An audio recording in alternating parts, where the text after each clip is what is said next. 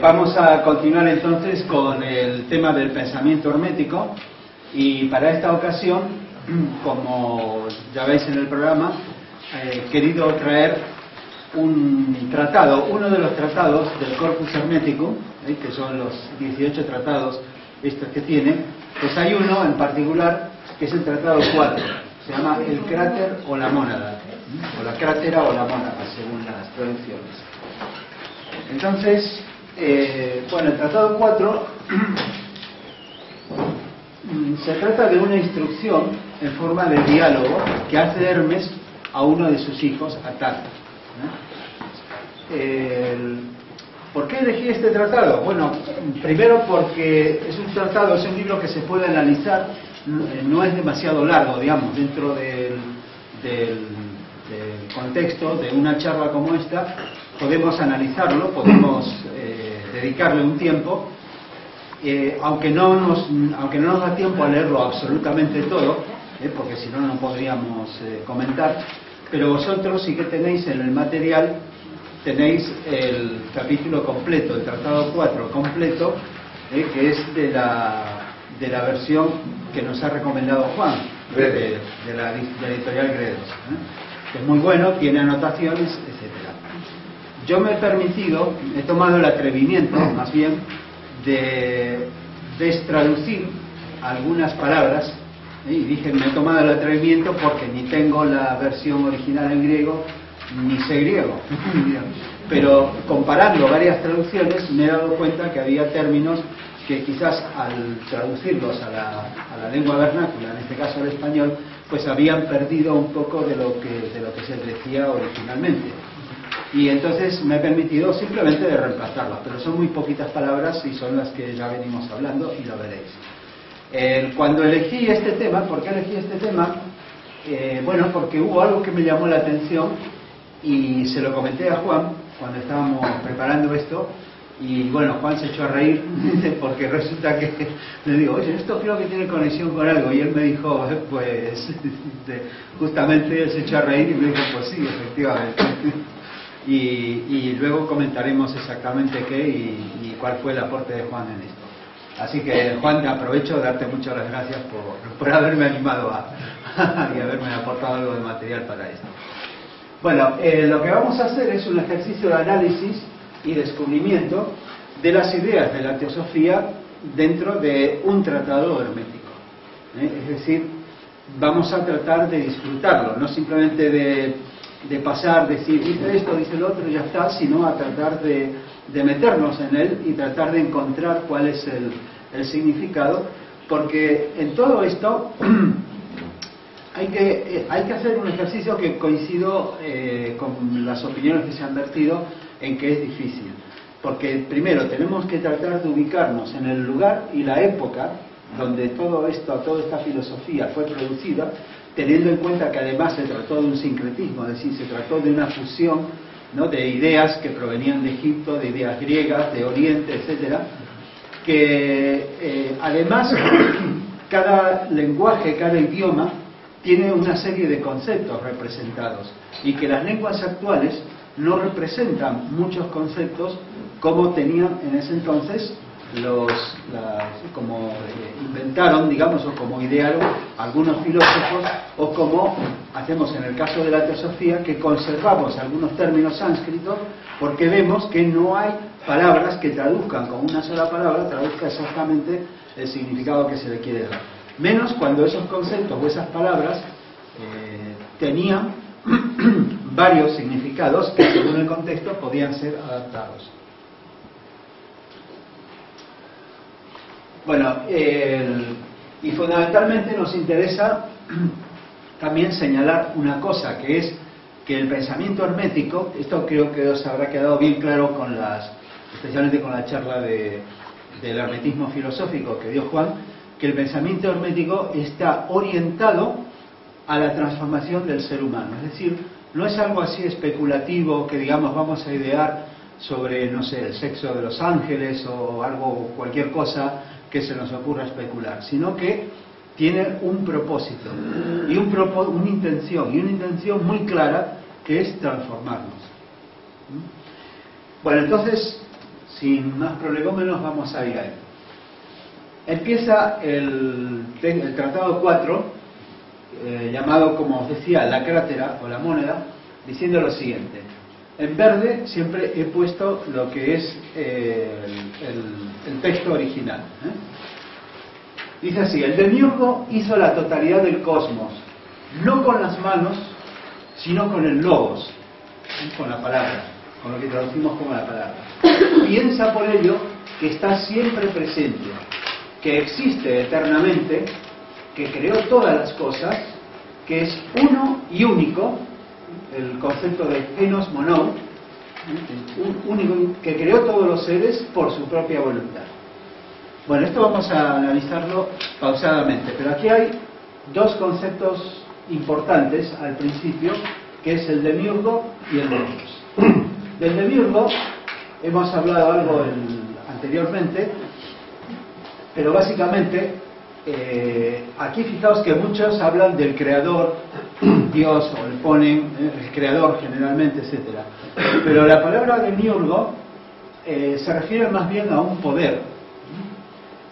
Tiene la misma raíz que daemon, que demonio, pero demonio no tiene el significado maléfico, ¿sí?, que la tradición cristiana utiliza para cuando se utiliza un demonio, dice este es un demonio, es una persona maldita, mala, perversa, etcétera, ¿no? Sino que se refería en la filosofía griega, en la Grecia clásica, se refería fundamentalmente a fuerzas invisibles, ¿sí?, que hacían que todo funcionara. De hecho, bueno, aquí tengo que referirme a mi profesión en la informática, cuando, especialmente en los sistemas Unix y Linux, cuando a los procesos que hay por ahí dentro del sistema que hacen que funcionen las cosas, que funcione el correo, que funcione esto, no sé cuánto, se llaman daemons, originalmente, que a veces algunos en español le mal traducen como demonios. Arranco el demonio de esto. Y dice, claro, ¿cómo te va a funcionar así? Pero claro, realmente cuesta traducir eso. Por eso vamos a ese concepto. Entonces el demiurgo es el poder que produce el universo con la materia primordial ya existente, utilizando como modelo el mundo de las ideas. ¿Sí? Es decir, no se trata de una creación que sale de la nada, sino que se trata de la acción sobre cosas ya existentes. Primero, lo que decía Juan, que el hermetismo no coge o no considera toda la manifestación, toda la aparición del universo desde los orígenes primordiales, sino que parte de determinado estado. Aquí hay una materia primordial, una materia existente y hay una ideación. Y entonces aquí la tarea del demiurgo es la tarea que corresponde a lo que podéis encontrar en la doctrina secreta como el tercer logos. Es el trabajo del constructor. Tomando la ideación cósmica, plasma esto en la materia, construyendo todo el universo. Formas materiales, luego seres vivientes, etc.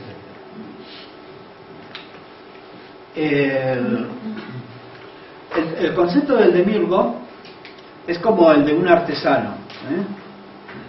Básicamente, esto, fijaos que dista de las concepciones creacionistas en la cual se dice, bueno, es que esto se creó de la nada. Esto alguien, hubo un dios que apareció y creó esto por arte de magia, digamos, de la nada. Aquí no, aquí más bien se trata de plasmar una idea en algo. Y fijaos esto, muy importante, dice, no lo construyó con las manos, sino con el logos. ¿Qué significa esto?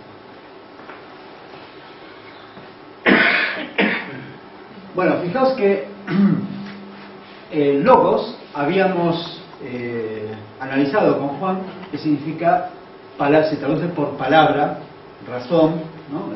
De logos deriva lógica y todos los logías, como biología, etcétera, todas las ciencias, todos los estudios que tratan acerca de alguna materia. Pero también significa manifestación, plan. Y aquí viene algo muy importante.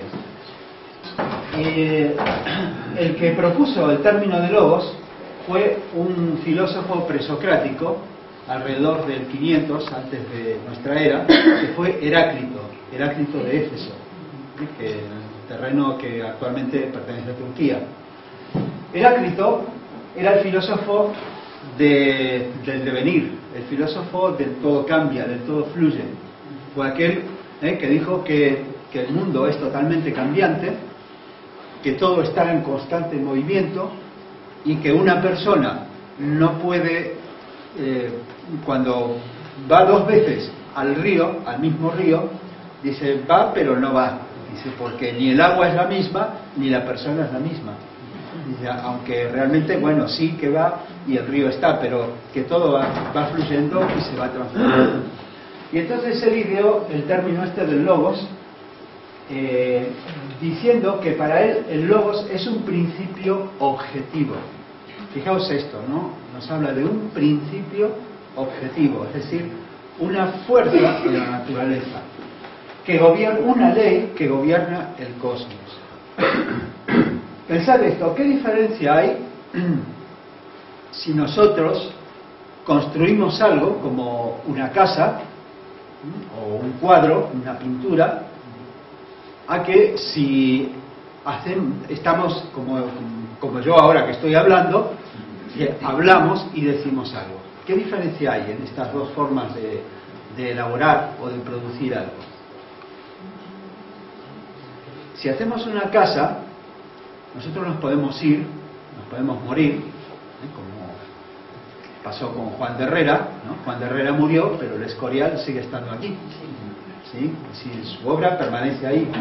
Cuando el autor termina la obra, no hay más relación, más que la histórica, entre el autor y la obra. El autor no está embebido en la obra, ¿está bien? Pero la palabra, cuando una palabra, un discurso, por ejemplo, si yo me callo, se terminó el discurso, ¿sí? Solo queda la historia del mismo. Es decir, que en el concepto de que no lo creo con las manos, sino con el logos, significa que hay una ley y que el demiurgo, es decir, ese principio, está presente permanentemente y es lo que hace, es decir, se puede decir que esa ley es el principio, de alguna manera, que el logos es el vehículo de ese principio. De tal manera que, como dice el término, el diccionario, bueno, la enciclopedia filosófica de Stanford, que realmente es muy buena, os la recomiendo, está en inglés, eso sí, está en internet, creo que la edición era platostanford.edu, de la Universidad de Stanford. Pues dice que hay un orden único para Heráclito. Heráclito decía que hay un orden único que dirige todas las cosas, y este es el logos. Todas las cosas son unas, el cual dirige y controla la totalidad del cosmos, pero no como un Dios externo, sino desde dentro. Es decir, es un principio que está metido y que es dentro.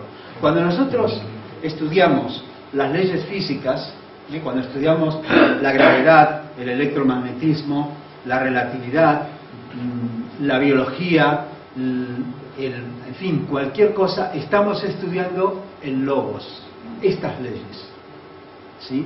No es un universo caprichoso, sino un universo regido por la ley, y esta ley es precisamente la expresión del logos, ¿sí? Entonces, comprender las leyes universales es básicamente comprender el logos. Heráclito decía que el signo del orden inmutable es el fuego, ¿sí? Porque el fuego, dice, es siempre fuego, pero realmente está siempre cambiando, ¿sí? ¿Veis la llama? Dice, la naturaleza es la misma, pero es una naturaleza dinámica, ¿sí?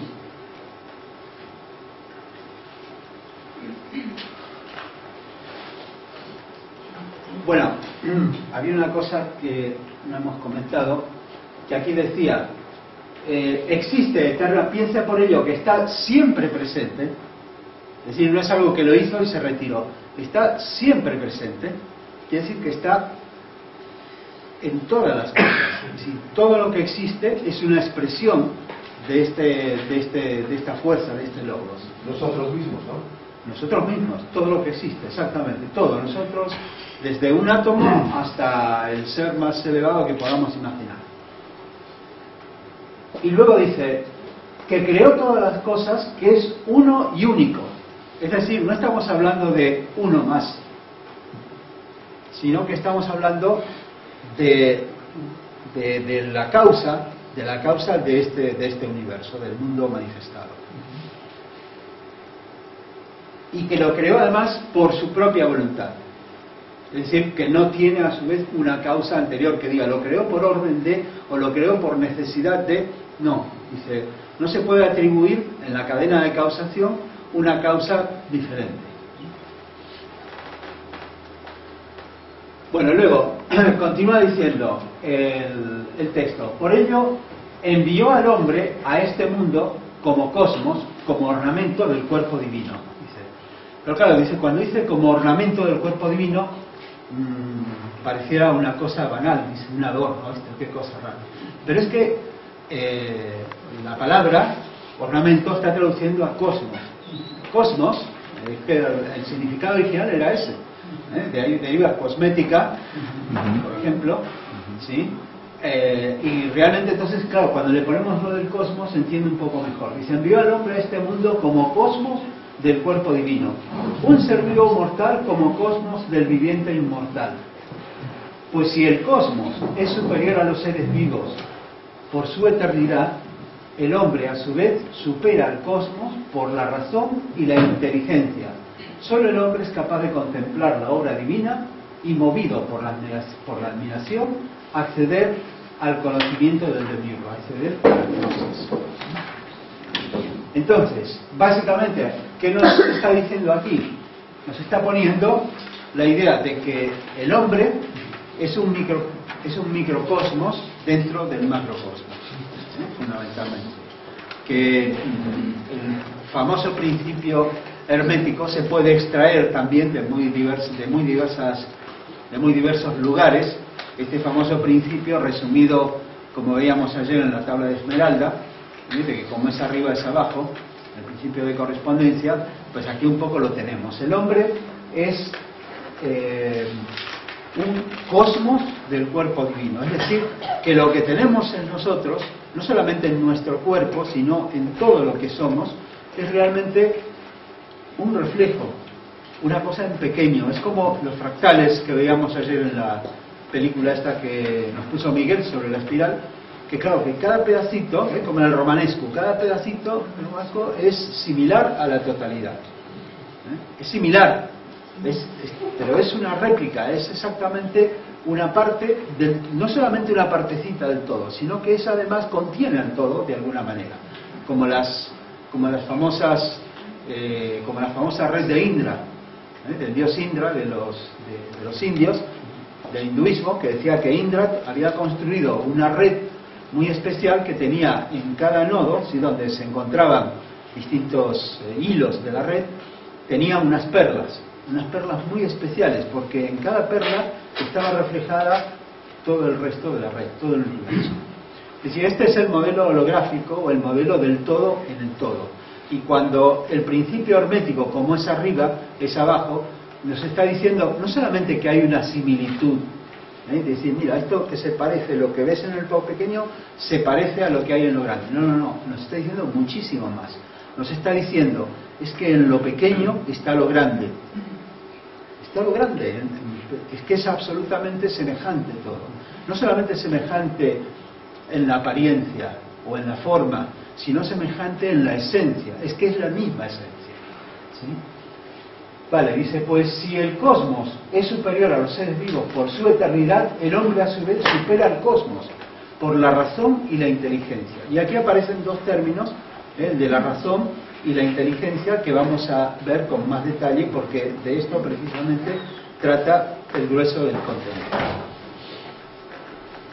Pero dice, el hombre es capaz, solo el hombre es capaz de contemplar la obra divina y, motivo por la admiración, acceder a la gnosis. Es decir, que el ser humano ha desarrollado algo, que dice la razón y la inteligencia, ha desarrollado algo que ahora vamos a ver en detalle, que nos permite, ¿qué quiere decir? Por admiración, acceder a la gnosis. Como si fuese el autorreconocimiento. Exactamente.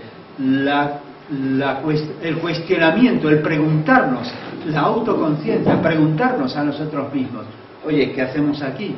¿Qué soy? ¿Por qué me pasa esto? ¿Por qué vivo? ¿Sí? Esto es una cosa diferencial hasta donde sabemos, ¿no? en el ser humano, pero que evidentemente nos cambia. Nosotros reflexionamos sobre ello, miramos las estrellas y no simplemente no nos hemos quedado con decir, bueno, son puntos que están en el cielo, son luces que hay en el cielo.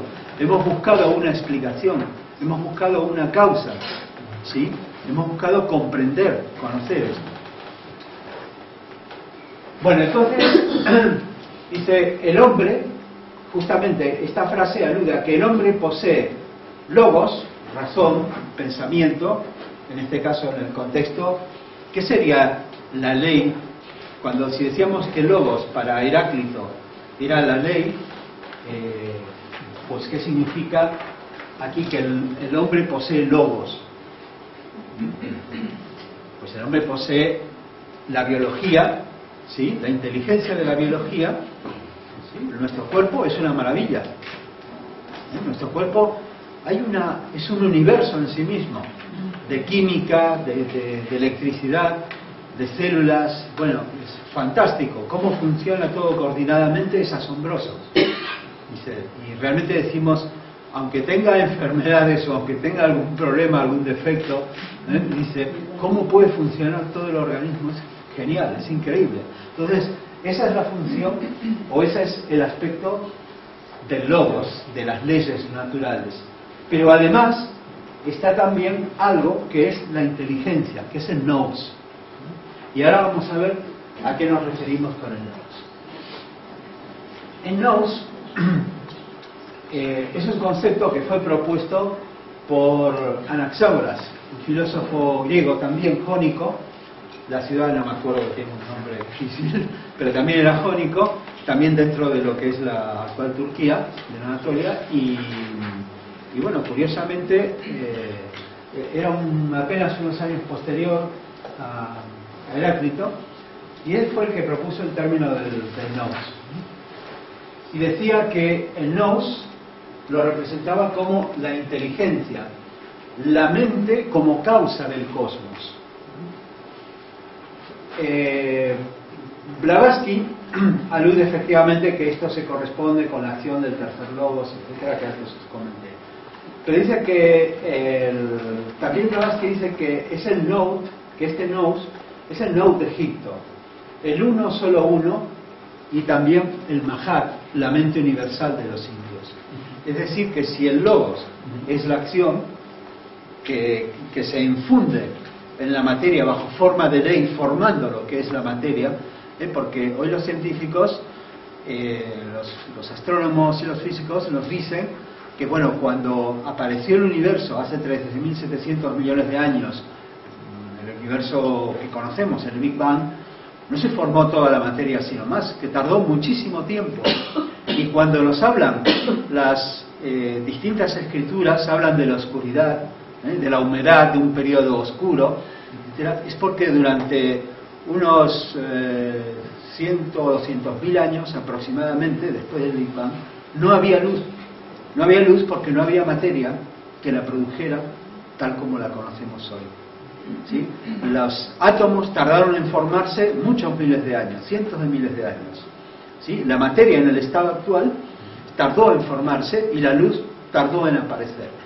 Entonces, de alguna manera, esta gente tenía este conocimiento, no sé si de manera intuitiva, revelado o de qué manera, pero efectivamente habían captado. Bueno, pues en Egipto, el No era una divinidad.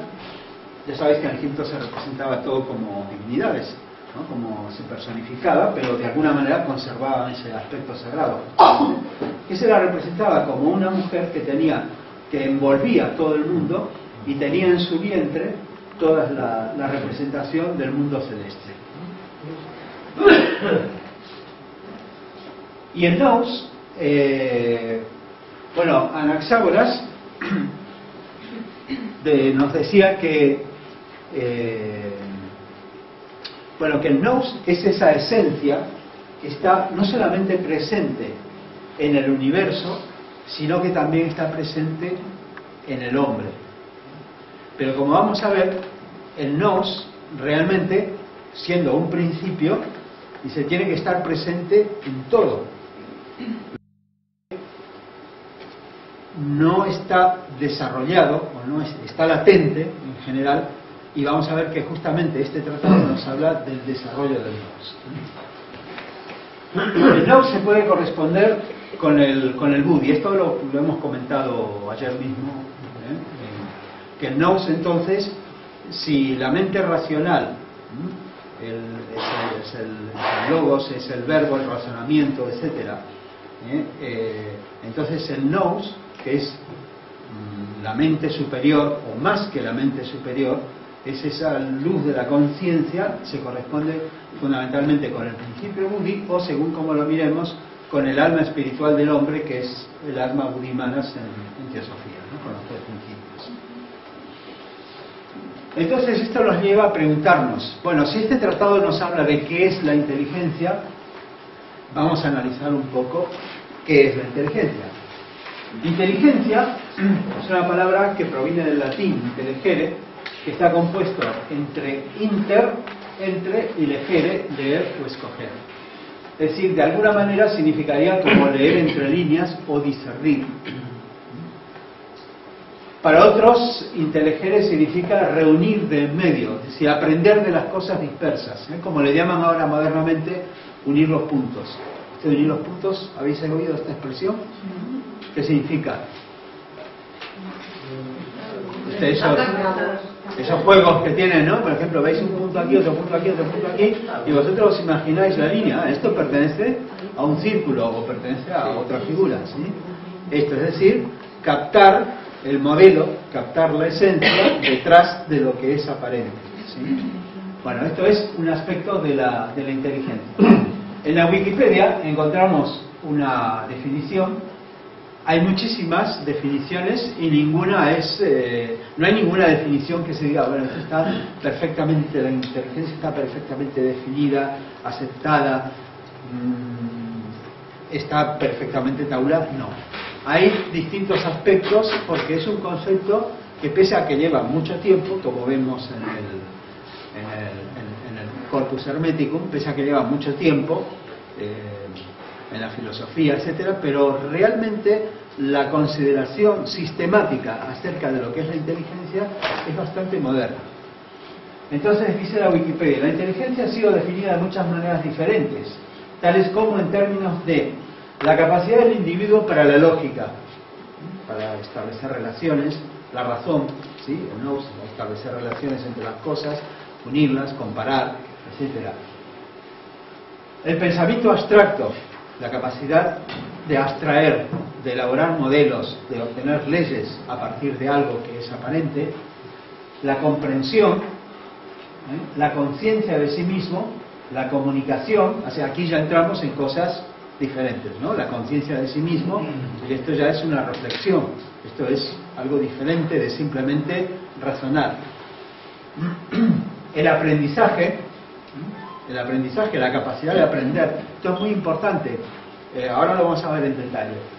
El conocimiento emocional, memoria, planificación y una cosa importante que es resolución de problemas. Una persona puede tener conocimiento, puede haber leído mucho, tener muchas ideas, muchos datos, etcétera, pero a la hora de resolver problemas en la vida, ¿qué le pasa? Que a lo mejor, no quiere decir que si sabe mucho no sabe resolver problemas, no son cosas opuestas, sino que a veces pasa que una persona, podemos ser muy buenos, dice conocer mucho, pero a la hora de resolver problemas prácticos, que nos ahogamos en un vaso de agua, ¿sí? Entonces, una diferencia, por ejemplo, entre intelecto e inteligencia. El intelecto es esa capacidad de razonar, pero la inteligencia es la capacidad de darnos cuenta. ¿Sí? Es esa percepción superior, no superior porque esté más arriba, sino por encima de las cosas, el observador, como decimos muchas veces en la meditación. Ayer Uzi decía, veamos nuestros pensamientos, ¿no? Como van y vienen, pero nosotros los observamos. Esa es la inteligencia. La mente está tiene un continuo pensar, trabajar en esto, lo que otro, mira, este ruido, esto no sé cuánto, lo que tengo que hacer, lo que sea. Pero si nosotros somos capaces de observar ese proceso, el foco de nuestra conciencia está en un lugar superior. Nosotros no podemos parar a la mente. Solamente, ¿sabéis cuándo la paramos? Cuando la dejamos exhausta. Dice en la yoga, sabéis que Patanjali define la yoga como Chitta, Vritti, Nirodha. Yoga, Chitta, Vritti, Nirodha. Que dice, el yoga es la supresión de las modificaciones de la mente. Pero eso, ¿cómo se puede hacer? Decimos, si la mente siempre estamos pensando algo. Inclusive cuando pensamos, he detenido la mente, estamos pensando. ¿Sí? ¿Sí? Estamos pensando. Pero claro, pero ¿qué pasa cuando tenemos un problema muy difícil, cuya solución no nos damos cuenta, no vemos, y nos quedamos a cuadros, flipados, sorprendidos, ¿no? Exhaustos, la mente exhausta, ¡plaf! No tiene nada más que pensar y ¡paf! Se para. Y ahí es donde puede venir una comprensión mayor del problema, un enfoque nuevo, ¿sí? Otra cosa. Entonces, por esto, la resolución de problemas es un aspecto muy importante de la inteligencia, la capacidad de ubicarse dentro del contexto de lo que somos, dónde estamos y qué estamos haciendo. Dice, la mente o conciencia divina en el hombre, la divina sabiduría es el alma espiritual en contraposición a psique, el alma animal.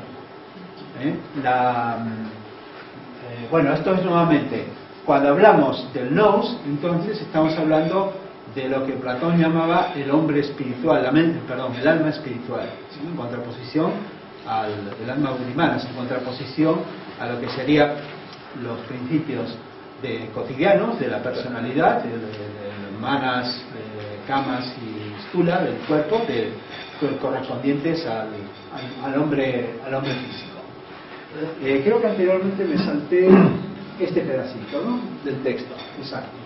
Decía, pero si bien el demiurgo, continúa diciendo el tratado 4, si bien el demiurgo Otat repartió entre todos los hombres el logos, es decir, la razón, ¿sí? La ley, no hizo lo mismo con la inteligencia, con el nous. Y no porque menospreciara a algunos, porque el menosprecio no procede de allá, sino que constituye aquí abajo en las almas de los hombres que carecen de nous. Entonces aquí nos está diciendo el texto que sí, la razón, el logos, existe en todo. Dice, pero el nous parece que no, que hay algo diferencial. Vamos a ver en qué consiste. Bueno, estábamos hablando precisamente de la inteligencia. La inteligencia, la capacidad de resolver problemas. Hace unos años, hace unas décadas, se consideraba que una persona era inteligente cuando tenía un buen rendimiento académico, tenía unos estudios, era bueno para estudiar, era bueno en una profesión, etcétera. Y decía, bueno, esta persona saca, inclusive se elaboraron los famosos test de inteligencia que medían algunas habilidades cognitivas, es decir, la capacidad de resolver un tipo de problemas, ¿no? Lo típico de que si una serie, te daban una serie de números, adivinar cuál es el siguiente, resolver problemas de comprensión, etcétera, etcétera. Pero luego se fue encontrando que había una paradoja. Personas que tenían un cociente de inteligencia, que era el numerito, el que daba como resultado de estos test, que tenían un muy buen cociente de inteligencia, luego en la vida eran infelices o eran unos fracasados. Dice, ¿por qué? Entonces, hace unos años, el doctor Howard Gardner, profesor de Psicología y Educación de la Universidad de Harvard, que fue premio Príncipe de Asturias en Ciencias Sociales en el 2011, ideó lo que él llamó las distintas dimensiones de la inteligencia o las inteligencias múltiples. Dijo, no, es que estamos juzgando mal, estamos comprendiendo mal lo que es la inteligencia. La inteligencia no es solamente ser bueno en estudios o saber resolver problemas matemáticos. La inteligencia significa más cosas y tiene más dimensiones. Y entonces, cada uno de estos aspectos significa una habilidad cognitiva diferente y además todos los individuos poseemos distintas proporciones de estos aspectos. Algunos son mejores en una cosa, otros son mejores en otra. ¿Y cómo lo representó? Bueno, básicamente las inteligencias múltiples las representó, Gardner definió 8, 7 al principio y luego añadió otra. La kinestésica, que es la inteligencia espacial, esto de salir y ubicarnos, dónde estamos, que si nos hemos podido ir, ubicarnos en el espacio, sí, esa ubicación espacial, que muchas veces nos falta, ¿no? ¿Habéis visto cuando vamos, tengo que ir a tal sitio y nos vamos en la dirección equivocada, ¿no? O con el coche, tenía que ir, por aquí queda por la derecha. Se cuesta, ¿no? Bueno, no quiero señalar que a mí también me pasa. Lo reconozco. Luego tenemos la visual espacial, es decir, la capacidad de reconocer imágenes, esto de reconocer no solamente rostros, personas, etc., sino también de quedarnos con imágenes. Muchas veces comprendemos mejor una cosa cuando vemos un diagrama, cuando vemos una imagen, etc. La verbal o lingüística, la capacidad de articular un razonamiento, de exponer. La lógica matemática, esto ya es la capacidad de operar con símbolos, porque la matemática va de esto. Ojo que hay algunos a lo mejor pensáis que la matemática va de números. ¿Alguno piensa que va de números? No, el número es una parte de la matemática, es una de las abstracciones, pero la matemática realmente es operar con símbolos, ¿sí? O sea, operar símbolos que pueden representar pues cualquier cosa, un espacio, un plano, eso es la geometría, pero pueden representar un conjunto de funciones, un conjunto de operaciones, etc. No tenemos mucho tiempo para extendernos en esto. La musical, fijaos qué importante.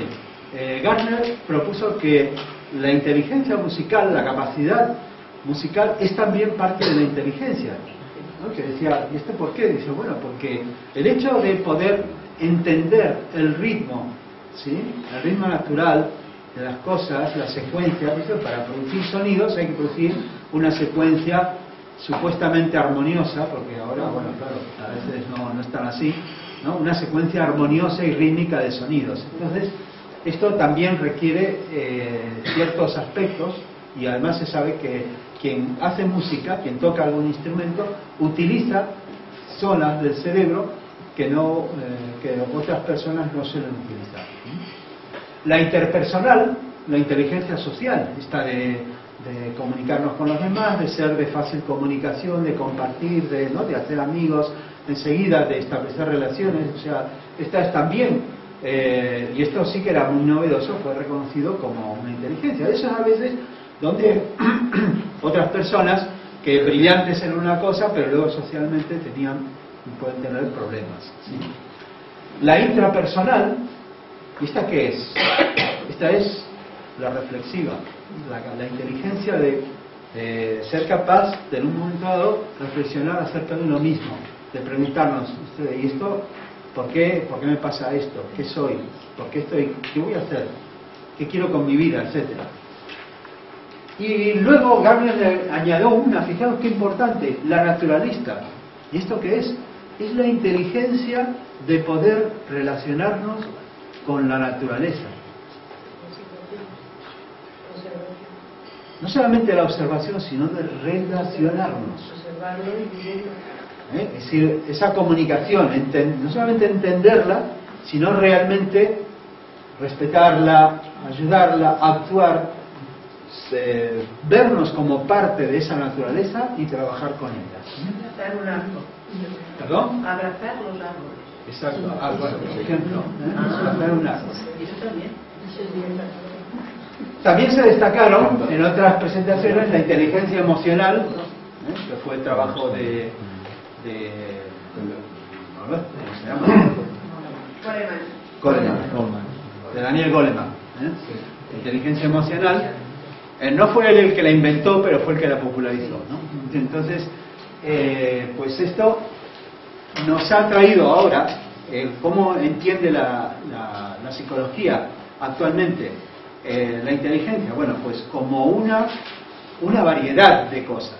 Es decir, cuando hablamos de inteligencia no nos referimos al cerebrito este que es capaz de resolver ecuaciones complejas y tal, sino simplemente a una persona que tiene de todas estas habilidades, pues algunas bastante desarrolladas, a lo mejor otras menos, a lo mejor es una persona que se desorienta, pero ya no es simplemente una sola medida. Bueno, con esto en mente tenemos que pensar que también los animales tienen inteligencia.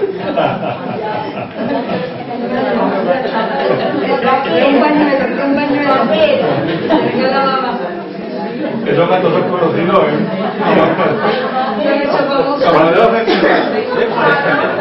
¿Cuál de los dos tiene el mando?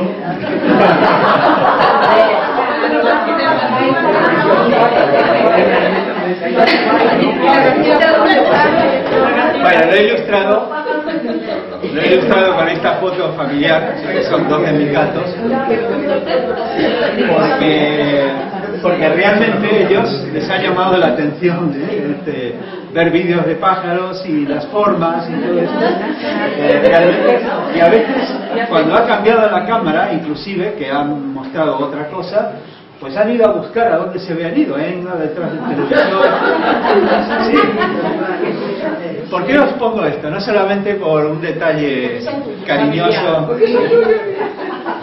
No solamente por eso.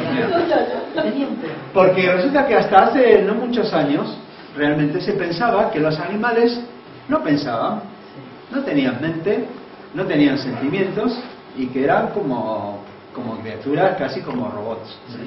Dice que tenían un instinto, se veían esto, ya está. Entonces, pero hoy sabemos que son capaces de percibir, de sentir, tienen sentimientos. No tenemos tiempo para desarrollar esto, pero hay muchísimas experiencias que comprueban todo esto que os digo. Son capaces de pensar, es decir, ya no solamente de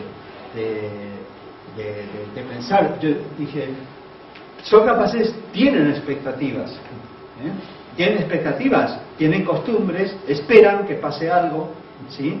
Eso se reconoce como el perfil. Cuando se ve al espejo, se reconoce frente al espejo.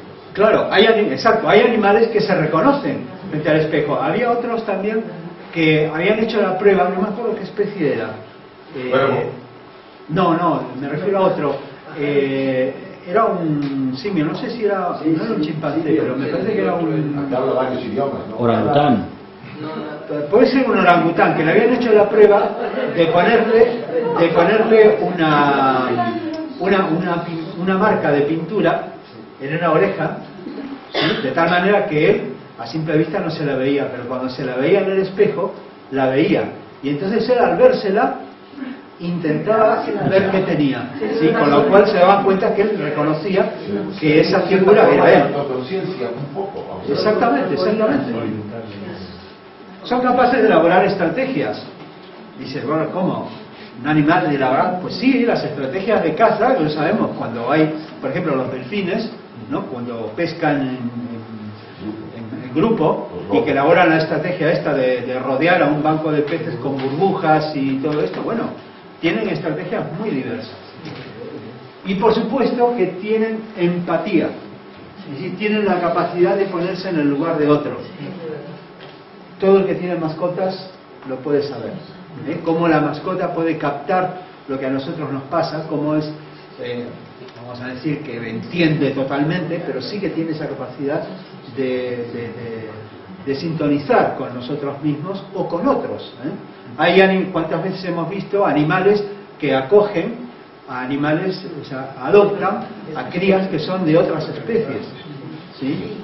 Bueno, los delfines, fijaos que por ejemplo los delfines tienen un lenguaje, y tienen un lenguaje complejo, no es un lenguaje simple, además es un lenguaje que todavía no hemos podido descifrar, pero sabemos, algunas cosas ya vamos aprendiendo, sabemos que entre ellos se llaman por nombres, que tienen nombres, cada delfín tiene un nombre para el grupo, y lo llaman por ese nombre, por un sonido, por unos sonidos determinados. Algunos calculan que aproximadamente en 5, bueno, a lo mejor es un poco optimista, no sé, pero que pongámosles en unos años, en 5 años o quizás en 10, vaya a saber, seremos capaces de comenzar a descifrar el lenguaje de los delfines. Ya lo ha hecho un veterinario estudiando más de 25 años el lenguaje de los animales. Ya se ha ido demostrando que es por telepatía, que no es por sensación, sentimiento, emoción, que se comunican. Bueno, pero me refiero, aparte de esa comunicación por otros medios, la comunicación verbal que tienen los delfines con los sonidos, que tienen un lenguaje, y ese lenguaje está comprobado, es un lenguaje complejo, no son solamente sonidos como el canto de un pájaro, que son muy bonitos, pero bueno, siguen algunos patrones y lo hacen solamente para un fin, para llamar a la cría o para atraer a las hembras, etcétera, sino que aquí lo hacen con el fin de comunicarse, de decir cosas, sí, ¿sabes? Mira, hasta las gallinas que nos parecen animales tan insulsos, se han hecho pruebas en que cuando hay un peligro, una de las gallinas le dice, por ejemplo, si uno prueba con un zorro, o sea, una imitación de zorro, o una que llamaba y les decía, agáchense, y todos se agachaban. Los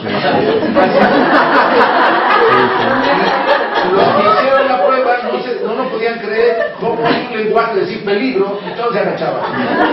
Y lo digo por los que se comen a la noche. Es que esto que dice Isaac de las gallinas, la gente que es del campo, de los pueblos, esto lo ha podido comprobar. Cada vez que un águila o un cuervo pasaba, automáticamente la gallina se tiraba a tierra y los pollitos se escondían. Esto sí, esto es constatable. Bueno, la cuestión, lo que queremos decir... Los gatos también, que viven hasta incluso 70 años, tienen un lenguaje desarrollado entre ellos. ¿Quién es? Los loros. Ah, sí, sí. Y las carolinas. Viven hasta 70 años y es increíble el nivel de empatía que pueden llegar a tener y el lenguaje que se utilizan entre ellos. Y las carolinas también, Los bonobos, los humanos. Y el cacadu, este animal tan grande de ese pico de Australia, también. Bueno, pues no hace falta que ahonde más en este argumento, que los animales también tienen hasta cierto punto cierto grado de inteligencia, ¿sí? Que antes esto se consideraba que era decir esto era una tontería. Pues no, hoy se sabe que efectivamente los animales también tienen una inteligencia. No sabemos hasta qué punto son capaces o no de reflexionar sobre sí mismos. Suponemos que no, pero no lo sabemos del todo. Pero bueno, evidentemente habrá alguna diferencia. Pero la cuestión es que sí tienen... Es que hay humanos que no reflexionan sobre sí mismos. Tampoco. Entonces, tanta diferencia parece que no hay. Bueno, hay múltiples experimentos. Tengo algunos vídeos, pero no tenemos tiempo de pasar.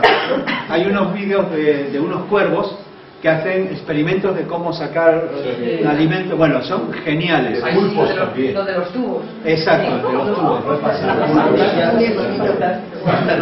Digamos que se me va el tiempo. Hay inteligencia también en las plantas. Fijaos esto.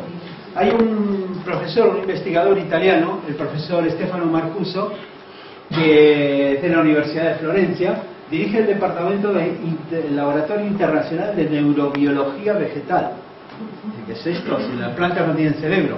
Dice, no tienen cerebro, pero él ha descubierto que en las radículas, es decir, en las puntas, como se ven ahí, las puntas de las raíces, en la mayoría, tienen una estructura celular muy simple que trabaja en red como si fueran, no son, pero como si fueran de alguna manera neuronas que les sirven para percibir, para sensar humedad, sensar condiciones de la tierra, salinidad, etcétera. Entonces, él lo que ha investigado es que hay una inteligencia muy básica, mucho más básica que la de los animales, pero sí que las plantas reaccionan reaccionan al medio ambiente, no solamente por una reacción química. Si aumentamos la salinidad del agua, entonces hay mayor sal y por lo tanto se produce una reacción y la planta hace alguna cosa, ¿no? Las células hacen alguna cosa. Sino que él ha descubierto que las plantas entre sí se comunican, y se comunican a través de mensajeros químicos, de medios químicos. Es decir, en el caso de un bosque, por ejemplo, cuando una parte de un bosque es atacada por una plaga, las plantas inmediatamente los árboles comienzan a emitir determinadas señales químicas que hacen que otros árboles, a lo mejor en el otro extremo del bosque, se protejan, cambiando su acidez o haciendo alguna cosa que les sirva de cierta protección. Sí. En la película Avatar, el que escribió el guión de la película debe de haberse versado en este tipo de cosas, sí, sobre el mensaje de los vegetales, de que los árboles se comunicaban. sí. Bueno, la cuestión es que esto es una investigación que él conduce, muy pionera en esta cosa, y dice que un bosque, por ejemplo, todo el bosque en sí forma como una red, ¿sí? Donde cada árbol es un nodo. Los árboles no pueden moverse. O sea, dice cómo los vegetales en general, bueno, a veces dice, sí, algunos sí, las plantas carnívoras, todo esto, bueno, pero en general el movimiento no es una cualidad en general del reino vegetal, pero sí cómo reaccionan con la descendencia, ¿sí? o con la diversificación genética, es decir, modificando o no reproduciendo o modificando medios químicos, ¿sí? Bueno, seguimos, quedamos un poco mal, pero podemos ir más adentro todavía, más al buscar la inteligencia de una forma más básica, en las células. Mirad esto, la doctora Lynn Margulis, que murió recién en 2011, postuló una teoría que en su momento fue muy controvertida y hoy está aceptada, que es la endosimbiosis. Y ella dice lo siguiente, que las células eucariotas son las células de las plantas, de los animales, las nuestras, es decir, son las células que tienen núcleo. Las otras células, las otras clases de células, son las procariotas, que son las células de las bacterias, que no tienen núcleo. Tienen ADN, pero no tienen núcleo. El ADN está metido por ahí en el contexto de la célula. Las células procariotas tienen una organización muchísimo más simple. Y las células eucariotas, las que tienen núcleos y tienen los cromosomas dentro del núcleo, que son los que luego se dividen cuando la célula se divide, etc., son organizaciones realmente complejas, pero muy complejas. Entonces, la doctora Lynn Margulis viene a decir que las bacterias se calcula que aparecieron sobre la Tierra hace 3.500 millones de años. Millones de años, sí, 3.500 millones de años. Pero las células eucariotas dice que aparecieron al menos hace 1.500 millones y quizás antes. ¿Y cómo aparecieron? Pues ella vino a decir que las células eucariotas se debieron a la fusión, a la simbiosis de bacterias, de células procariotas. Es decir, que en lugar que una simplemente se comió a la otra, la desintegró y absorbió sus sustancias, comenzaron a trabajar juntas, a hacer una simbiosis y a elaborar un organismo más complejo.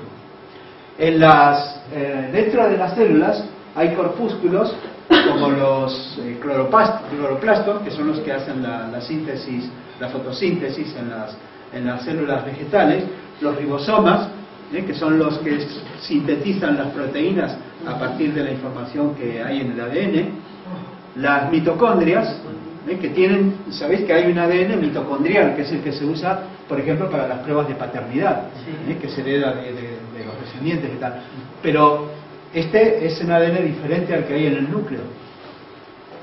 Y entonces a la doctora Lynn Margulis fue eso también lo que la llevó a decir, es que aquí lo que vemos en la célula, lo que parece algo tan simple, tan minúsculo, que tenemos en nuestro cuerpo, en los cuerpos de todos los seres vivos, es que es una simbiosis, es una organización colectiva, y que se logró por la unión de distintos organismos.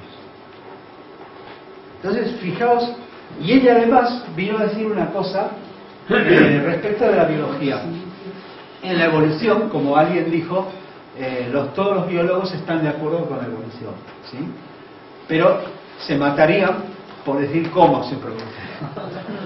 La mayoría acepta, son, digamos, la mayoría, el mainstream, la corriente principal dentro de la biología, de la evolución, son lo que se llaman neodarwinismo, es decir, que aceptan, dice, bueno, lo de Darwin es incontestable, está perfectamente comprobado. Ahora, ¿cómo? Dice, se producen variaciones y en el organismo resulta que aquellas que tienen más éxito para sobrevivir son las que permanecen y por lo tanto tienen descendencia y por lo tanto se perpetúan en la especie.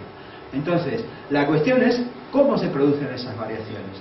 Los neodarwinistas dicen que esas variaciones, y para hacerla corta, porque no tenemos demasiado tiempo, que esas variaciones son aleatorias, que se producen por errores de transcripción cuando se duplica el ADN, pues el ADN es una cadena que se abre, se duplica y se forman dos cadenas exactamente iguales. Si se recoge material, para decirlo muy rápidamente, del entorno de la célula, que completa lo que le faltaba a cada parte de la cadena y ya está. En eso se pueden producir errores de transcripción en los ribosomas, y entonces, claro, eso produce luego alteraciones genéticas. Los que tienen éxito sobreviven y ya está. La doctora Lynn Margulis critica esto y dice no.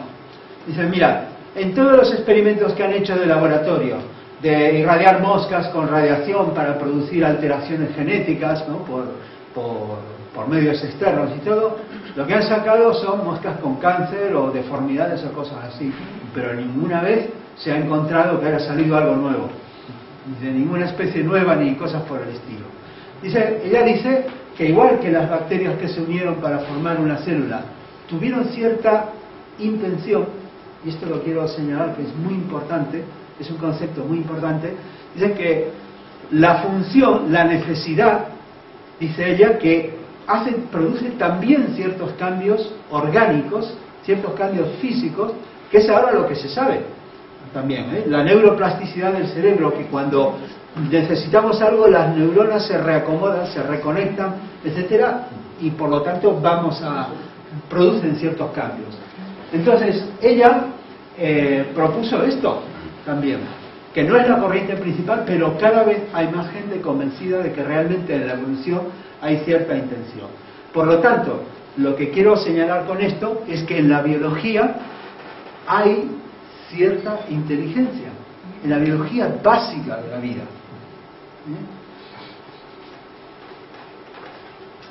Otra cosa,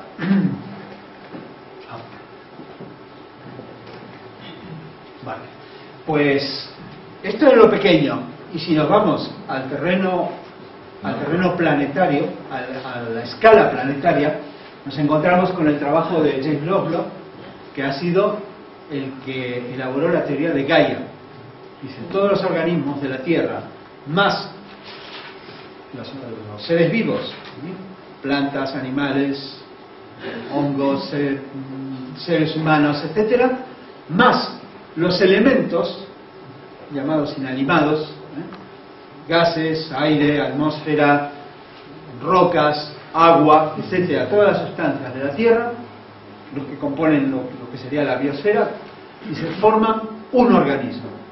¿Por qué? Dice, ¿cómo un organismo? Pues él propuso esto en 1974, primero como una hipótesis, ahora es considerado como una teoría, es decir, que tiene un fundamento totalmente científico, y él llamó a este organismo Gaia, la antigua diosa de la Tierra, para los griegos. Entonces Gaia, dice, es un organismo porque mantiene un equilibrio homeostático, es decir, que trata de hacer las cosas que las condiciones del planeta, y él cita muchísimos ejemplos, que no podemos meternos en ellos, pero por ejemplo, dice, es curioso que desde que está la vida sobre la Tierra, la composición de la atmósfera es aproximadamente la misma. Si aumentara, ¿sabéis que de oxígeno? ¿Cuánto tiene la atmósfera de oxígeno? 21%. Exactamente. ¿Y qué es lo que más tiene? Nitrógeno. Exactamente. Pues si variara esa cantidad y a lo mejor el oxígeno subiera al 35%, pues sería terriblemente oxidante y sería malísimo para la vida. Y entonces dice que el conjunto mantiene las condiciones del conjunto, físicas, químicas, etcétera, para que sea lo mejor para el total de la vida. ¿Sí? Entonces, claro, algunos decían, bueno, ¿esto qué estás diciendo? Que la vida que hay es un ser vivo, entonces. Bueno, pues él decía que sí, con ciertas reservas, porque se le echaban encima, ¿no? Bueno, pues Lynn Margulis, la doctora que veíamos anteriormente, la de la endosimbiosis, pues ella apoyaba esta teoría, justamente. Ella veía un poco más allá de lo que se veía y apoyaba esta teoría. Y es un complemento para la selección natural, porque ya no se trata solo del medio ambiente que modela la vida en base a la selección, sino de que la vida modela el medio ambiente. Bueno, entonces, esto lo vimos ayer en la película, justamente, ¿no? Fijaos esto, la inteligencia, el nous, entonces, es universal. Como es arriba es abajo. Fijaos a la izquierda, una foto del cerebro, una red de neuronas. ¿Sí? A la derecha, la representación esta que se hizo con el modelo este que se elaboró, porque no es una foto, es un modelo hecho por ordenador, por mediciones y todo, acerca de la distribución de materia oscura a gran escala en el universo. Curiosamente presenta el mismo aspecto. ¿Sí? El modelo en red es el modelo del universo. Las redes sociales, que ahora están de moda, hemos descubierto la existencia de las redes sociales. No existen ahora solo por el Facebook. El Facebook es solo un instrumento de redes sociales, pero las redes sociales son las redes naturales. Es Internet, ¿sí? que es redes de la araña. De parientes, exacto, de parientes, de amigos, de todo. Estas son las redes sociales.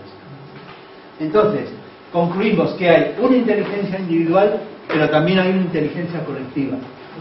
¿Sí? Einstein dijo, la mente intuitiva es un regalo sagrado y la mente irracional un leal siervo, pero nuestra sociedad actual honra al siervo y se olvida por completo del regalo.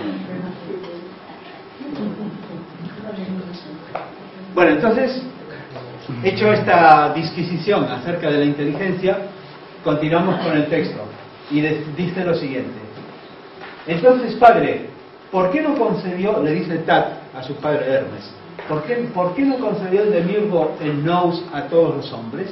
Porque quiso, hijo mío, que el nous se asentara entre las almas como recompensa. ¿Y dónde lo emplazó, padre? Dice, llenó con el nous una gran crátera. Una crátera es un recipiente como este, donde en la antigüedad se mezclaba el agua y el vino. ¿Sí? Era un recipiente grande, donde para los banquetes, los almuerzos, las comidas, etcétera, mezclaban ahí el vino y el agua.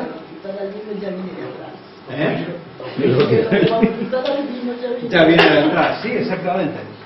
Y entonces, bueno, él dice, llenó con el nous una gran crátera y la envió a este mundo acompañada de un heraldo que tenía la misión de proclamar a los corazones de los hombres estas palabras: sumérgete, dice, bautízate. Pero es que claro, cuando dices bautízate, como ya tenemos un contexto diferenciado, no nos damos cuenta. Como bien decía Juan, batipson es sumérgete. Entonces, sumérgete en esta crátera. Tú que puedes hacerlo, tú que confías en que retornarás junto al que la ha enviado y sabes por qué has nacido. Fijaos esto, saber por qué se ha nacido. Aquellos que comprendieron la llamada y se sumergieron en el nous participaron de la gnosis y se convirtieron así en hombres perfectos. Teleioi antropoi, hombres perfectos, dotados de nous. Pero quienes no alcanzaron a entenderla son meramente racionales, logicaux, es decir, son los que, como decíamos, ¿no? Que no nos diferenciamos mucho de los animales y andamos por ahí dejándonos llevar. No adquirieron la inteligencia e ignoran por qué y por causa de quién han nacido. Es decir, a la inteligencia que se alude en el Tratado 4 es la inteligencia esencial acerca de la vida. ¿Sí? Bueno, crátera, ya aclaró Juan que crátera es una palabra griega que tiene, es la raíz de cráter, el cráter de un volcán, o también de gruta, ¿sí? ¿Qué simboliza lo de sumérgete en la crátera?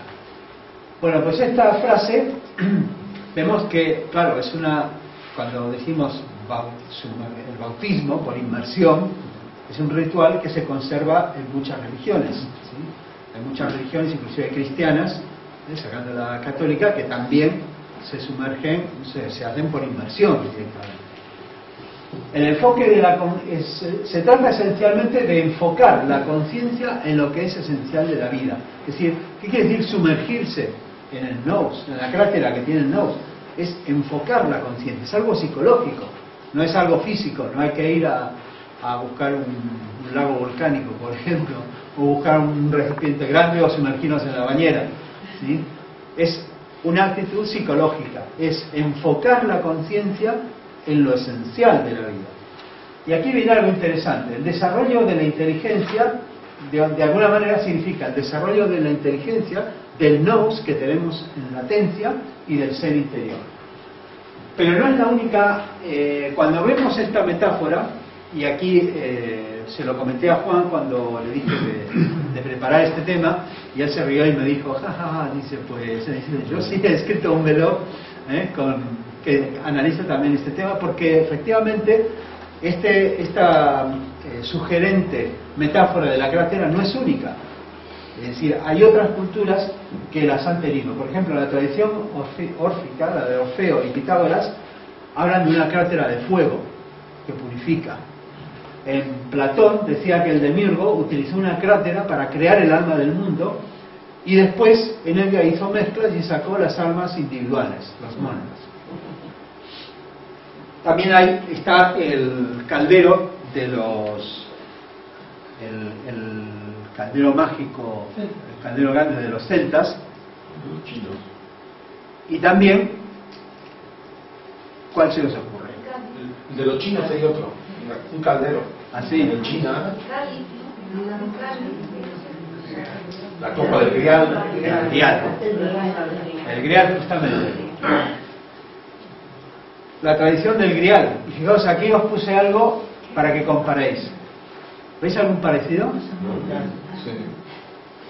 No se trata de explotar solamente el parecido de la forma, decir que oportunista, ¿no? Se aprovechó de un dibujo de Hermes, que representa el sol y la luna enlazados por el fuego, sino que realmente el símbolo del Grial pues viene a representar más o menos eso, la unión de un principio superior, el nous, que está dentro del Grial, con lo inferior, que es la base del Grial, lo inferior o lo manifiesto, porque a veces lo inferior pareciera esto es lo despreciable. No, es tan sagrado como lo que hay abajo como lo que hay arriba, pero es esa reflexión, esa comunicación entre ellos, que a veces, bueno, está simbolizado también por el nudo, el ensanchamiento que hay en el mástil de la copa. Bueno, la tradición del Grial, el mito del Grial, se originó porque la palabra Grial es una palabra un poco extraña, pero veréis que tiene relación. Aparece en relatos de la Edad Media. La primera mención que se produce del Grial aparece por Chrétien de Troyes, un poeta francés que en 1180 aproximadamente escribió el famoso cuento de Percival, el cuento del Grial. Luego fue contada por otros, por Robert de Boron, que escribió José de Arimatea, el romance del Grial. Este lo cristianizó totalmente diciendo, bueno, es que esta era la copa en la cual recogieron la sangre de Cristo, y su tío José de Arimatea se la llevó a Gran Bretaña, y ahí, bueno, y siguió. Parsifal, que fue la obra de Wolfram von Essenbach, ya un poco más tarde, pero a unos años, 1210, y lo popularizaron muchísimo en todo Europa, que es de donde tomó Wagner para hacer su obra de Parsifal. Bueno, ¿qué dice el cuento del Grial de Chrétien de Troyes? Dice que un caballero de la mesa redonda Percival, llegó a un castillo, el castillo del rey pescador, castillo del rey pescador, y fue hospedado, llegó para cenar, y entonces cuando estaba cenando vio que pasaba de un cuarto a otro una procesión, es la que representa aquí el cuadro este. En esta procesión pues vio aparecer primero a un paje que portaba una lanza sangrante, una lanza que tenía, decía, un hilo de sangre. Luego venían dos pajes con dos candelabros, con un montón de luces, y luego venía una doncella que portaba un grial, un Graal, dice en francés. Esta palabra Graal en francés algunos la asocian efectivamente con cráter, y de hecho dice este Graal, porque no explica lo que era, dice se puede asociar con un plato, una cavidad, una copa, e inclusive algunos dicen con una piedra, pero en general parecía que portaba un recipiente, y esta procesión pasaba y pasaba. Percival había sido advertido de que no debía hacer demasiadas preguntas, y entonces vio eso, no entendía lo que era y se cayó y siguió comiendo y ya está, y luego se fue a dormir. Y cuando se fue a dormir, al despertar al otro día, vio que todo había desaparecido y que estaba solo en el castillo. Y entonces bueno, él siguió su aventura, ¿no? Le resultó totalmente extraño, y hasta que se encontró con una mujer de estas como hechizadas, feas, no sé cuánto, que le reprochó, dice, ¿por qué no hiciste las preguntas adecuadas? Y esto es algo igual a lo que decía el Buda, hay que hacer las preguntas correctas. Porque él se duerme. Bueno, él se fue a dormir luego. Lo que significa que estás demasiado distraído. Exacto, él no hizo dos preguntas fundamentales que tenían que hacer. Le dice esta mujer, ¿por qué no has preguntado a quién sirve el grial? ¿A quién sirve el grial? Y luego la otra pregunta, pues ahora se me fue. La lámpara. No, esa era la pregunta básica. Era la pregunta básica. ¿A quién sirve el grial? ¿A quién sirve el grial? Esa era la pregunta fundamental. Había otra cosa. ¿Quién es el rey? ¿Quién eres? La herida del rey. La herida, que le había pasado al rey, exactamente. Porque el padre del rey pescador estaba enfermo. Y decía que si hubiera hecho estas dos preguntas, se hubiera curado. Y entonces, claro, quedó esto, ¿a quién sirve el grial? La pregunta está, ¿a quién sirve el grial? Claro, el grial, a partir de eso, bueno, se elaboraron, Chrétien de Troyes dejó el relato incompleto, y luego hubo otros que intentaron completar, ya lo fueron diversificando, ¿no? Se popularizó mucho, pero siempre ha transmitido ese halo de misterio, ese halo de búsqueda. El grial siempre es algo que hay que buscar, lo mismo que la crátera, uno se tiene que sumergir en la crátera. Se supone que representa el alma. Exactamente, es que representa el nous, representa esa inteligencia superior que está en nosotros, pero que tenemos que buscarla dentro, enfocarnos en ella. El agua, el Sofía, bueno, significa el astral, ¿no? Es el mundo astral, el mundo acuático, ¿no? Pero es que el grial no tiene agua. Sumérgete en el nous, decía.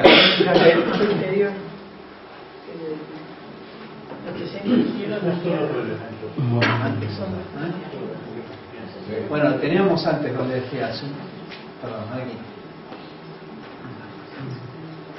Vaya. Uy, estoy muy mal. Bueno, vamos a seguir. Antes, fíjate que lo tienes en el texto. Dice, sumérgete en la crátera, tú que puedes hacerlo. Y aquellos que podéis hacerlo. Dice Arnold. Que tienen discernimiento, ¿no? Exactamente.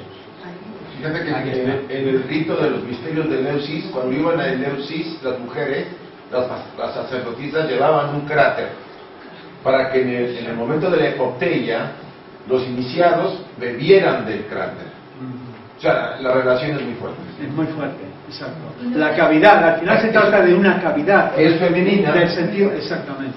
Puede tener una relación también con el subconsciente en ese nivel de perfeccionamiento. A ver, es que el subconsciente debe llegar en contacto con su parte oscura, búsqueda muy Mira, yo eso se lo dejo, eso se lo puedes preguntar mejor a los psicólogos que hay aquí, a Isaac y a Nilda. No tiene que ver con eso. No. Pero sí, pero el subconsciente encierra, el subconsciente es una palabra que encierra todo lo que, de lo cual no somos conscientes. Eso. Y no somos conscientes tanto de lo que consideramos oscuro o de lo que no queremos ver, como de la parte más sagrada, de la cual nos queremos hacer conscientes. Es un término psicológico mal manejado desde el punto de vista nuestro. Claro, claro. Entonces, desde ese punto de vista, sí, tiene que ver, pero con esa parte del subconsciente que representa nuestra conciencia interna. Es cuando yo creo que es... Bueno, ves que aquí dice, sumérgete en esta crátera, tú que puedes hacerlo, tú que confías que retornarás a quien lo ha enviado. Bueno, vamos a seguir, que vamos súper mal de tiempo. Perdón que me estoy pasando demasiado. Bueno, entonces la búsqueda del grial es la búsqueda de la propia esencia del ser humano, ¿sí? Lo del grial es realmente fantástico y es una historia de por sí. Continúa el texto diciendo que es imposible, hijo mío, apegarse a la vez,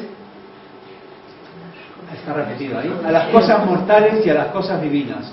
Porque hay dos tipos de seres, el corpóreo y el incorpóreo, a los que corresponde lo mortal y lo divino. Hay que decidirse por uno de los dos y abandonar en elección al otro. No es posible elegir a ambos, la decisión deja a uno en pos de sí y en el menoscabo de este pone de manifiesto la potencia del otro.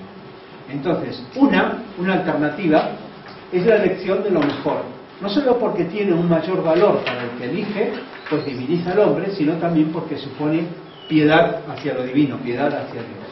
La otra es la elección de lo peor, aniquila lo humano y aún en el caso de que no supusiera una ofensa a Dios, porque ocurre con estos hombres como con las procesiones que discurren en su parte central incapacitadas para ejecutar algo autónomamente y estorbando a los demás.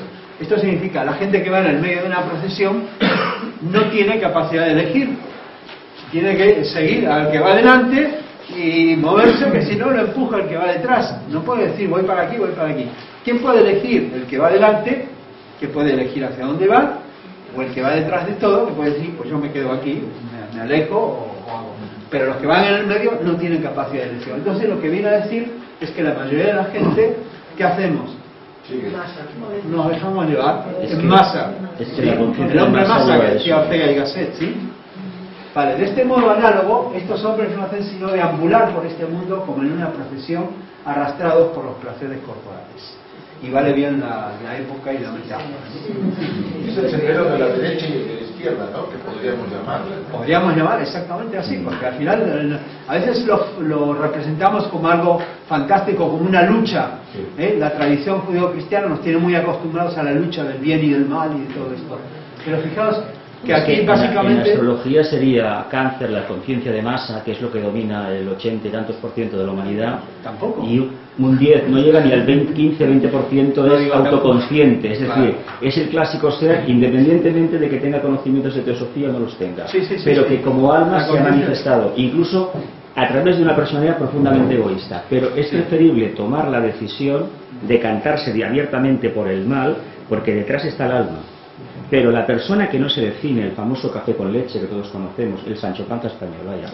El problema que tiene, exactamente, el Relaxing Cup of Coffee, el problema que tiene es que es maleable y es muy peligroso porque impide que los que están autoidentificados avancen y los que están por el mal hagan su trabajo. Es decir, es una cosa peligrosa. Sí, es la mediocridad. Exactamente, la mediocridad. Vale, pues entonces de lo que nos habla esto, básicamente es de algo que ya conocemos bien en teosofía, ¿sí? Que es el discernimiento y el desapego. Viveka, el discernimiento, dice elegir inteligentemente es elegir entre lo real y lo ilusorio, lo esencial y lo accesorio, ¿sí? Lo permanente y lo transitorio. Esto como nos lo pone muy bien a los pies del maestro, ¿no? Por ejemplo, está muy bien detallado. Y Vairagya, que es la consecuencia natural de discernir claramente, el desapego. Una vez que conoces, que sabes qué es lo esencial y esto no sirve, pues inmediatamente te desapegas, no porque haya que forzar, dice, oye, me tengo que liberar de mi apego a esto. Si vamos por la calle, ¿sí? Vamos por la acera, por ejemplo, y vamos muy cerca del bordillo, y vemos que se acerca un coche, o un autobús de estos grandes de 2 pisos, ¿qué hacemos inmediatamente? A que no nos planteamos, oye, tengo que reunir fuerza de voluntad y meterme para adentro. ¿No? Es clarísimo, porque lo vemos muy claramente. Llama la mente ecuánime. Lo vemos claramente. No hay ¿qué no hay? No hay conflicto. Sí, vemos claramente las cosas, lo hacemos naturalmente. Ya está. Entonces, esto es el desapego y viveka. Son realmente dos aspectos que van muy unidos, porque en cuanto vemos mejor, nos desapegamos. Y en cuanto nos desapegamos, nos liberamos de esas cosas que nos sobran y somos capaces de ver mejor todavía. ¿Sí? Entonces es un ciclo continuo. Entonces, hacemos elecciones a diario. Permanentemente estamos haciendo elecciones. De corto alcance, muy sencillas. Por ejemplo, ¿cuándo terminaré finalmente? Pero también de largo alcance. Dice, ¿por qué he venido aquí? ¿Por qué estoy aquí? ¿Sí? ¿Qué voy a hacer en los próximos años? ¿Por qué establecer una relación o no establecerla? ¿Hacer una profesión o no hacerla? Son decisiones que a lo mejor tienen una importancia que se prolonga por toda nuestra vida. El discernimiento, bueno, esto ya lo dijimos. Entonces son dos aspectos del desarrollo del nous, como ya veis que lo dijo el texto. Continúa el texto diciendo, así son las cosas tal, dispondremos siempre de lo que procede de Dios, pero es también, aquí os tengo que aclarar, a mí el término de Dios me chirria. Pero bueno, son las traducciones, y yo creo porque cuando se estableció esto hay que ver que tanto en el Egipto antiguo como en la época helenística no existía el concepto de Dios que luego existió con el judaísmo y el cristianismo. ¿Sí? Este vino de creación. Se referían a lo divino, a lo uno, a lo universal, etc. Pero bueno, lo dejamos así, dice. Pero es también preciso que lo que procede de nosotros se corresponda y no esté en falta. Es decir, que nosotros nos pongamos en armonía con eso, ¿sí? Que sepamos reconocerlo y nos sintonicemos. Por eso solo nosotros, y no Dios, nuevamente somos los responsables del mal, en la medida en que lo prefiramos al bien. Dice, ¿te das cuenta, hijo mío, cuántos cuerpos? Fijaos esto. ¿Cuántos cuerpos? ¿Cuántos coros de daimons, espíritus, ¿sí? ¿Cuánta sucesión continua? ¿Y cuántos cursos de astros hemos de atravesar en nuestra apremiante búsqueda de lo uno y único? ¿A qué os recuerda esto?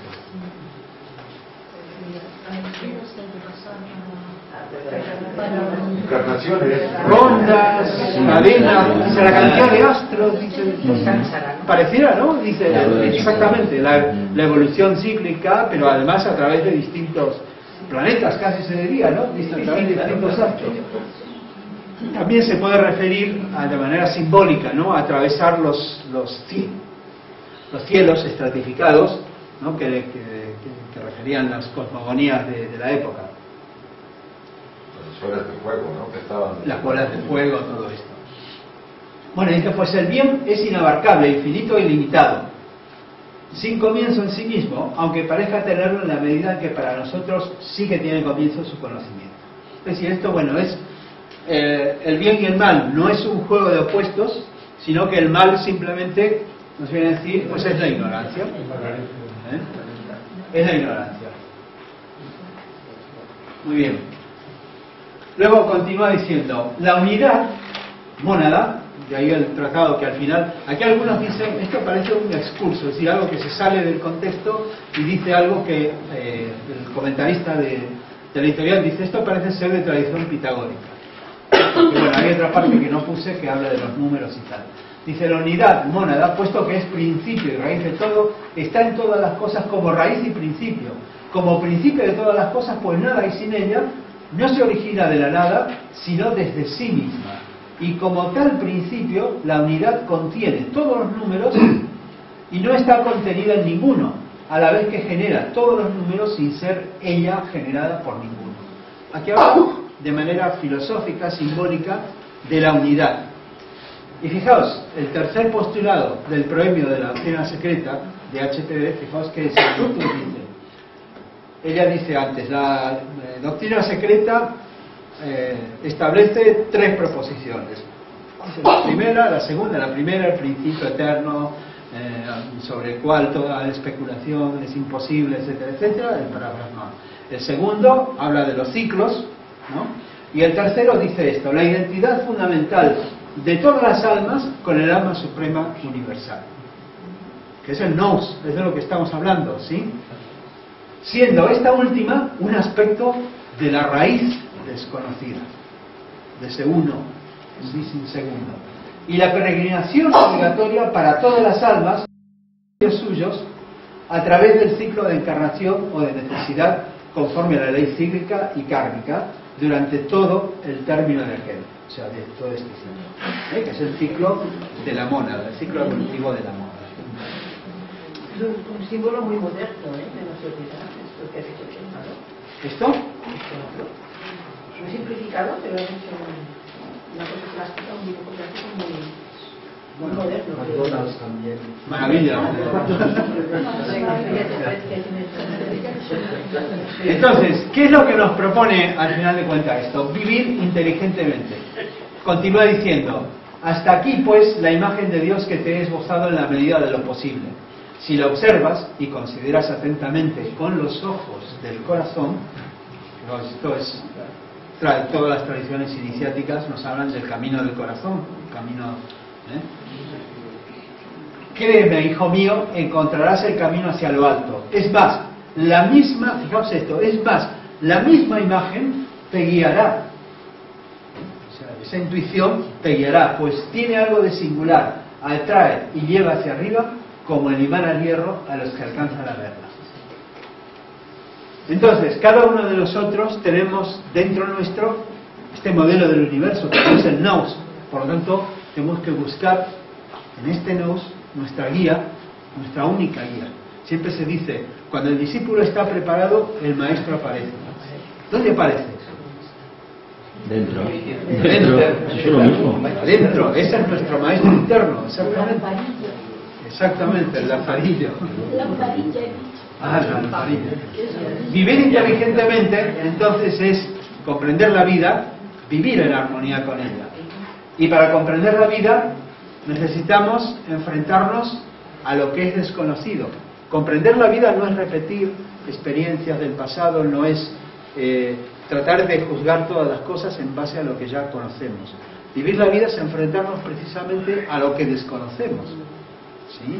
A veces eso nos aterra, ¿no? Decimos, esto es algo nuevo, pues especialmente cuando ya hemos adquirido muchas experiencias y todo. Digo, bueno, esto no estamos muy dispuestos a lo mejor a replantearnos cosas muy básicas, pues decimos, no, esto ya es un principio para mí, un fundamento. Si realmente buscáramos el grial o nos quisiéramos sumergir en la crátera, no hay principio que tengamos que tener por establecido, porque todo eso no es el principio en sí, sino un logos, una expresión nuestra de ese principio que buscamos. Entonces deberíamos estar dispuestos a reconsiderar cualquier cosa que pensemos, cualquier idea que tengamos, porque la verdad está por encima de esas ideas. Es algo que tenemos que desentrañar. Adaptarnos al cambio y, en definitiva, como supongo que Isaac nos va a mostrar esta tarde, a transformarnos. Bueno, y finalizando, digamos, la inteligencia es observación, aprendizaje, comunicación, empatía, comprensión, adaptación, descubrimiento, armonía, en fin, muchísimas cosas que podéis decir. Vivencia. Vivencia. Fijaos una cosa, cuando Krishnamurti habla de la vivencia, habla de la experiencia, por ejemplo. La experiencia, interesante esto, la experiencia de por sí no nos hace más inteligentes. ¿Sí? ¿Qué hay que tener para poder ser más inteligentes por la experiencia? Capacidad de razonamiento, discernimiento. Aprendizaje. Integración. ¿Sí? Una experiencia. ¿Sí? Es decir, nosotros podemos, fijaos el caso, hay gente que viaja mucho, ¿no? Y podemos viajar por muchísimos lugares, pero a lo mejor de todos nos enteramos solamente de lo que nos contó la guía. ¿Sí? Y no nos hemos perdido, digamos, por las calles de Viena o por Roma o esto. No, simplemente conocemos lo que está en una guía, ya está. Pues esa experiencia no nos aporta mucho, ¿sí? Pero para que una experiencia nos aporte, tenemos que aprender de ella. Entonces, cuando aprendemos de ella, la experiencia diluye o se relativiza, y lo que es importante es la esencia de ello. Es decir, que una experiencia no nos sirve para juzgar el futuro o lo que nos está pasando ahora, porque si no estaríamos siempre juzgando el presente con los ojos del pasado. Pero sí, la capacidad de aprender es lo que nos tiene que quedar. Carlos, y para llegar a esa zona de aprendizaje, también dicen que tenemos que salir de la zona de confort, de nuestros Totalmente. sistemas. Somos muy Porque cómodos. si no, difícilmente podemos tener esa actitud. O Exactamente. Como decía Carmen ayer, muy poquito a poco, decimos, ¿no? Pero eso es un pretexto, Carlos. Nos mantiene así sentados a todos con el muy poquito a poco. Exactamente. Porque hay quien puede hacer más y dice, no, mejor así, ¿para qué me preocupo tanto? Porque no confiamos en nosotros, porque pensamos que es algo, que somos poca cosa, y que es algo que, bueno, ya adquiriremos cuando lleguemos o en otras encarnaciones, pero no. Tenemos, como he querido mostrar, la inteligencia está en toda la naturaleza. ¿Por qué justo en nosotros no? ¿Sabéis que hay profesores de autoescuela que cuando tienen un alumno que van a hacer las prácticas y tienen un alumno que dice, yo esto no sé si voy a poder y no sé cuánto, entonces lo llevan se paran donde hay una calle muy transitada, se paran ahí y dicen, mira, ¿ves toda esta gente que está conduciendo? ¿Qué te crees? ¿Que son genios? Dice, pues no. Dice, ¿por qué tú no? ¿Sí? Dice, todos tenemos esa chispa de inteligencia, el nous, ¿sí? Y lo que tenemos que hacer es sumergirnos en ella y desarrollarla. Aquí lo he resumido. Entonces, el Tratado 4, bueno, ya lo paso porque nos hemos ido mucho de tiempo, os pido disculpas, pero básicamente nos dice, bueno, lo primero, el de Mirko y el Logos, la ley universal. Fijaos que aquí parte a lo mismo que en la enseñanza teosófica. La doctrina secreta también empieza, la cosmogénesis. Lo que te va a enseñar no es simplemente una cuestión ociosa, vamos a analizar cómo es el universo, sino que todo esto te lo digo porque, para mostrarte al final de cuentas, que el nous existe en nosotros, es decir, que la inteligencia existe, el buddhi existe en cada uno de nosotros, y que ese es el que nos permite identificarnos, lograr la conciencia de la unidad, lograr discernir, tomar decisiones sabias, vivir inteligentemente, comprender ese aparente dilema entre el bien y el mal, y a ser conscientes de transformándonos, ser conscientes de la unidad y observar con el corazón, ya que la intuición será la que nos guía. Muchas gracias. Si tenéis preguntas, perdón por el exceso. Ya mejor, como nomás quedan 20 minutos, irnos al grupo y regresar, pues no se va a ver. ¿Por qué no mejor te preguntamos? Es una opinión. Bueno, porque le va a tocar a pido perdón por pasarme primero. La verdad que me es difícil, me ha sido difícil calcular el tiempo, pero Carlos, yo quería proponer que si es posible, claro, va a coincidir con la próxima, si nos podéis dar 15 minutos para caminar un poco. bueno, hacemos lo siguiente. Juan, el ejercicio del dual, no, es que tenemos un ejercicio que nos va a demorar un rato, por eso. una hora o media. ¿Cuánto tiempo? Es que eso no sé.